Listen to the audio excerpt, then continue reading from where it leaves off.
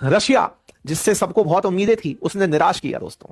निराश कुछ इस तरह से किया कि US committed an act of armed aggression against Venezuela which gives rise to deep concern and warrant कंडेमेशन।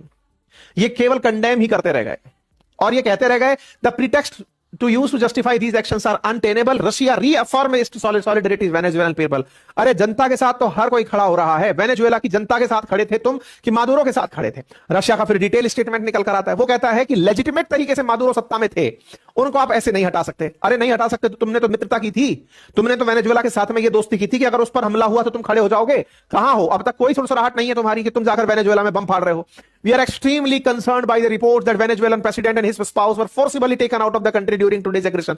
भाई साहब कुछ हो ना हो, लेकिन रशिया का पूरा पूरा पतन हो गया है इस पूरे स्टेटमेंट के साथ। रशिया ने जिस वेनेजुएला को ये गारंटी दी थी कि हम तुम्हारे साथ खड़े हुए हैं, वो पुस्ती हो गया है।